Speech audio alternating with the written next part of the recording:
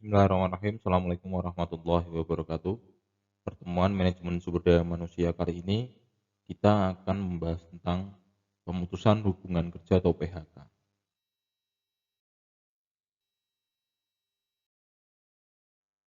Jadi pengertian dari PHK yaitu berakhirnya atau berhentinya hubungan kerja antara karyawan dengan organisasi.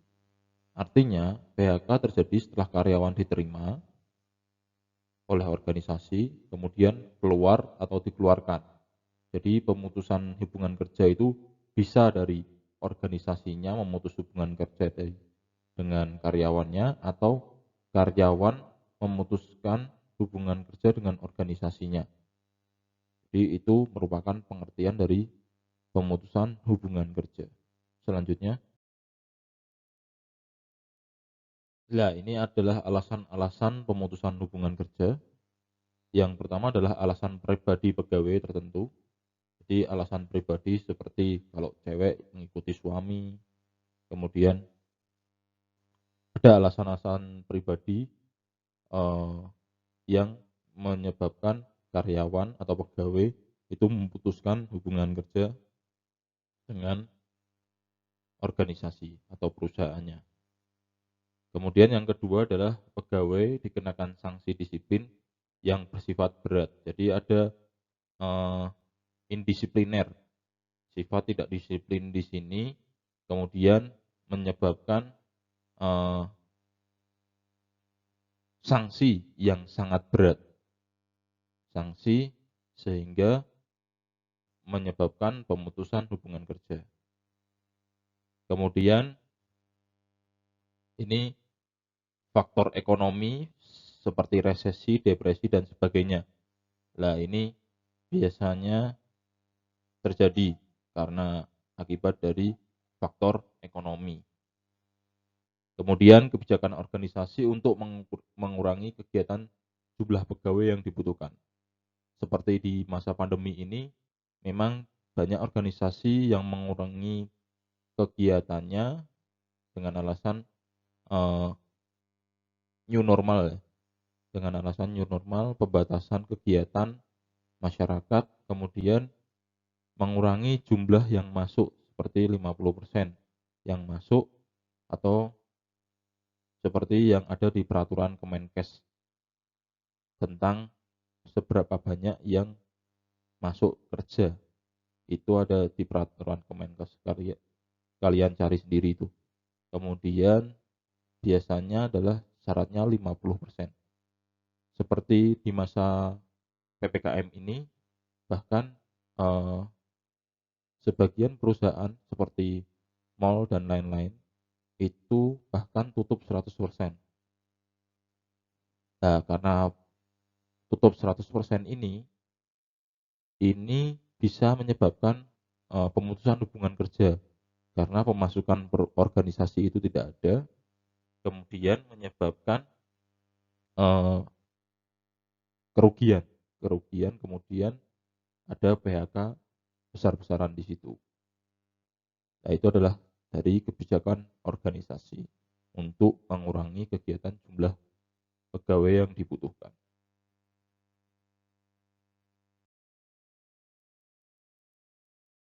Nah, ini dalam pemberhentian dapat diklasifikasikan sebagai berikut. Yang pertama atas permintaan sendiri, tadi kesadaran, mengeluarkan surat pengunduran diri, kemudian dibalas oleh organisasi itu atas permintaan sendiri dengan alasan-alasan pribadi. Kemudian karena mencapai batas usia, pemutusan hubungan kerja itu juga pensiun itu termasuk pemutusan hubungan kerja di situ. Karena usianya sudah tua, sudah sepuh, tidak pada usia produktif, sehingga melakukan PHK atau pensiun. Kemudian karena adanya penyederhanaan organisasi, biasanya tadi ada penyempitan, kemudian disederhanakan lagi. Seharusnya bisa dikerjakan oleh satu orang saja, ini biasa dikerjakan oleh 3 orang. ini dikerjakan oleh 3 orang. Jadi ada penyederhanaan. Oh, ternyata pekerjaan A bisa hanya dikerjakan oleh 1 orang, kemudian disederhanakan lagi. Nah, penyederhanaan organisasi itu bisa juga bersifat karena teknologi. Jadi teknologi ini juga bisa menjadi penyederhanaan organisasi. Kemudian karena melakukan pelanggaran atau tidak pidana, nah ini sanksi-sanksinya. Kemudian karena tidak cakap jasmani atau rohani, secara kesehatan sudah tidak bisa bekerja lagi, maka dipensiunkan, biasanya dipensiunkan dini. Kemudian karena meninggalkan tugas yang dikerjakan kemudian ditinggalkan, itu merupakan sanksi juga karena meninggal dunia atau hilang dan karena hal lain-lainnya. Itu adalah dalam pemberhentian dapat diklasifikasikan itu. Ada 1, 2, 3, 4, 5, 6, 8. Ada 8 ini klasifikasinya. Kemudian ini jenis-jenis PHK, pemutusan hubungan kerja. Ini pemberhentian normal apabila seorang tidak lagi bekerja pada organisasi. Jadi seorang tidak lagi bekerja kepada perusahaan, itu pemberhentian normal. Dari karyawan mengajukan surat pengunduran diri. Kemudian yang kedua seperti berhenti karena atas permintaan sendiri juga bisa. Berhenti karena sudah mencapai usia pensiun, nah itu pemberhentian normal. Nah ini pemberhentian normal. Selanjutnya, nah ini pemberhentian tidak atas permintaan sendiri. Dapat terjadi karena penyebab ini. Yang pertama, menurunnya kegiatan organisasi sehingga mengurangi jumlah karyawan. Jadi sebuah perusahaan kolaps atau bangkrut kasarnya, kemudian mengurangi jumlah karyawan. Kemudian pengenaan sanksi disiplin yang berat. Nah, pengenaan sanksi yang berat ini dapat mengambil satu atau dari 2 bentuk berikut. Yang pertama, diberhentikan dengan hormat, tidak atas permintaan sendiri, atau pemberhentian tidak terhormat, atau pemecatan di sini. Karena sanksi atau pelanggaran indisipliner yang dilakukan itu sudah terlampau tinggi. Jadi itu merupakan jenis-jenis pemutusan hubungan kerja. Selanjutnya, nah ini bentuk pelanggaran sanksi berat itu pastinya yang pertama tidak jujur, perilaku negatif yang merusak citra organisasi, kemudian dijatuhi hukuman penjara oleh pengadilan yang mempunyai kekuatan hukum, sikap, tindakan, dan ucapan yang mengakibatkan keberadaannya dalam organisasi tidak diinginkan lagi. Jadi itu merupakan bentuk-bentuk pelanggaran sanksi berat. Nah, ini ada sebuah contoh dalam sebuah perusahaan. Di bulan Januari itu terjadi 4 jenis sanksi. Yaitu yang pertama sanksi SP1, surat peringatan 1, itu ada 3 orang atau 3 karyawan, kemudian yang di PHK 1. 3 ini adalah meninggalkan pekerjaan pada saat jam kerja. Jadi meninggalkan pekerjaan pada saat jam kerja itu dikenakan SP1. Kemudian yang parah karena meninggalkan pekerjaan saat jam kerjanya itu terlalu lama, kemudian sudah dilakukan berkali-kali, nggak cuma di bulan Januari ini, kemudian ada 1 orang ini yang kemudian dilakukan pemutusan hubungan kerja di situ. Kemudian yang bulan Februari ini, itu ada 3 PHK karena melakukan kelalaian instruksi kerja. Karena ketika instruksi kerja sudah tidak dilakukan, tugas yang diberikan kepada karyawan itu tidak dijalankan dengan baik, maka dampaknya akan ada pemutusan hubungan kerja karena perusahaan sudah tidak percaya lagi dengan karyawan. Kemudian di bulan Maret ini disiplin, di bulan April ini karena terlambat masuk kerja, maka dikenakan SP1. Nah, yang bulan Mei ini ada jam istirahat pulang rumah dan tidak kembali. Mungkin yang satu ini adalah sudah berkali-kali melakukan seperti itu, nggak cuma satu kali ini. Karena ketika sudah mendapatkan SP1, SP2, SP3, kemudian akan kalau sudah terlampau indisiplinernya sudah terlampau tinggi, maka dilakukan pemutusan hubungan kerja. Kemudian di bulan Juni ini ada terlambat masuk kerja. Juli tidur pada saat jam kerja, mungkin karena shift malam, kemudian capek, terus tidur. Kemudian di bulan Agustus disiplin, September ini ada 3 pemutusan hubungan kerja. Nah, ini biasanya tidak masuk kerja selama 4 hari atau menolak perintah atasan di sini. Nah, ini biasanya cukup fatal nih menolak perintah atasan dan tidak masuk kerja selama 4 hari tanpa keterangan ya, izin atau sakit. Nah, itu karena tidak masuk kerja sampai 4 hari maka dilakukan pemutusan hubungan kerja. Oktober tidur saat jam kerja ada 7 karyawan.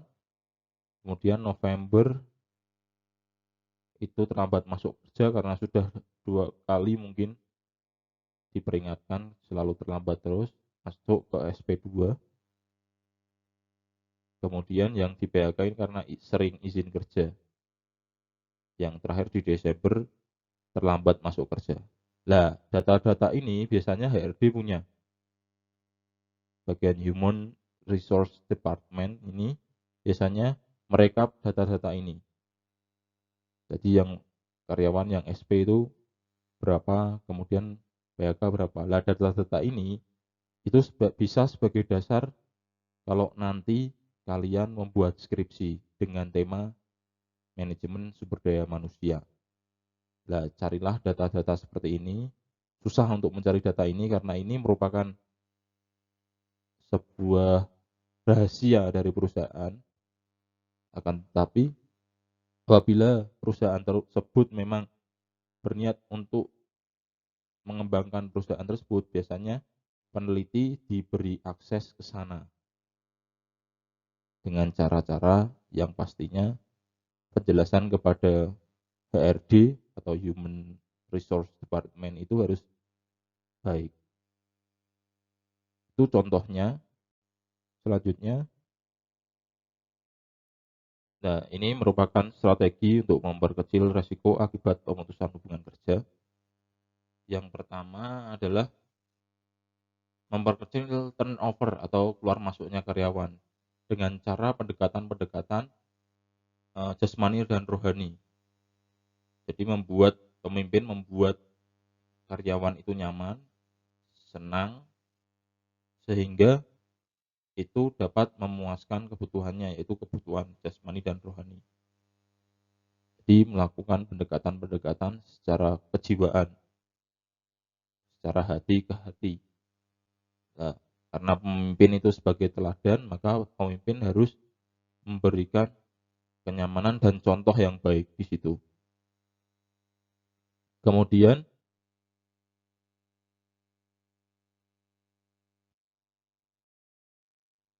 memberikan gaji atau upah yang cukup di situ. Nah, gaji ini memang kompensasi ini sangat amat dibutuhkan oleh karyawan. Sehingga ketika gaji itu dirasa sudah cukup, maka karyawan tidak akan ada niatan untuk memutuskan hubungan kerja dengan organisasi tersebut. Kemudian mengenai lingkungan kerja. Lingkungan kerja ini ada fisik dan non fisik. Jadi lingkungan kerja fisik itu terkait dengan kenyamanan secara fisik, yaitu pencahayaan, kemudian ventilasi udara, suhu udara. Nah, itu perlu diperhatikan karena ketika di pabrik, di tempat produksi itu sudah panas, lama-kelamaan akan karyawan tidak nyaman di situ. Selanjutnya adalah lingkungan kerja non-fisik. Lingkungan kerja non-fisik ini adalah hubungan antara karyawan dengan karyawan, karyawan dengan atasan. Nah, itu perlu diperhatikan. Kemudian memberikan penghargaan dan menjaga keterangan dari pekerja, keterangan kerja. Kemudian seleksi yang lebih ketat dan transparan. Jadi seleksi dari awal itu harus lebih ketat agar dilihat apakah karyawan itu ada niatan untuk keluar kerja dan mencari pekerjaan lain atau enggak. Nah, itu perlu ada seleksi yang ketat di situ. Kemudian melakukan uji coba untuk melihat kedisiplinan kerja, kemampuan dan keterampilan calon karyawan. Misalnya 3 bulan sebelum diangkat menjadi karyawan tetap. Nah, ini masa orientasi itu di sini. Dilakukan uji coba terlebih dahulu 3 bulan, 2 bulan. Kemudian kalau sudah baik, dirasa baik, disiplinannya baik, keterampilannya baik, kemampuannya baik, maka diangkat menjadi karyawan tetap di situ. Selanjutnya, nah ini pengusaha sebaiknya tidak diperkenankan melakukan PHK dengan alasan ini ada 10. Pekerja berhalangan masuk kerja karena sakit. Menurut keterangan dokter selama waktu tidak melampaui 12 bulan selama terus-menerus. Nah ini kemudian dijelaskan lebih dalam tentang keadaan sakit terus-menerus itu. Jadi sakit menaun itu harus dijelaskan. Sakit menaun atau berkepanjangan hingga tidak dapat menjalankan pekerjaannya secara terus-menerus atau setelah sakit lama kemudian masuk bekerja kembali tidak lebih dari 4 minggu kemudian sakit kembali. Lah ini pengusaha tidak diperkenankan untuk melakukan PHK. Mungkin ada kebijakan-kebijakan lain yang dapat meringankan beban dari pekerja tersebut. Terus selanjutnya, pekerja atau buruh menjalankan ibadah yang diperintahkan agamanya. Jelas itu. Kemudian pekerja atau buruh menikah. Nah, ini biasanya ada kontrak yang menyatakan adalah ketika dalam masa berapa tahun dilarang untuk menikah. Lah ini jangan sampai seperti itu. Kemudian ketika pekerja atau buruh yang perempuan hamil melahirkan gugur kandungan atau menyusui bayinya.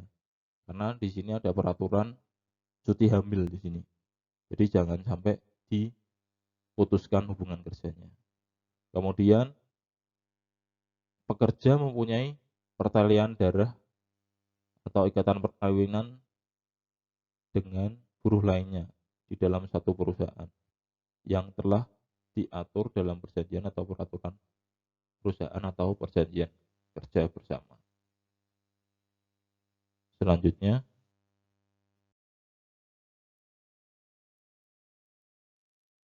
pekerja atau buruh mendirikan atau menjadi anggota dan pengurus serikat pekerja. Biasanya ini memang ketika menjadi serikat kerja itu atau serikat buruh itu menjadi sorotan oleh perusahaan.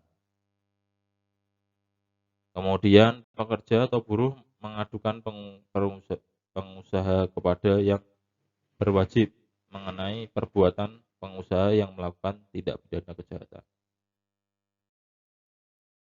Nah, ini karena perbedaan paham, agama, aliran politik, dan lain-lainnya ini. Terus bekerja atau buruh dalam keadaan catat tetap sakit akibat kecelakaan kerja. Lah ini harus diperhatikan ini berkaitan dengan kecelakaan kerja di sini. Mungkin cukup sekian untuk pertemuan kali ini. Semoga ilmunya bermanfaat. Sekian dari saya. Wassalamualaikum warahmatullahi wabarakatuh.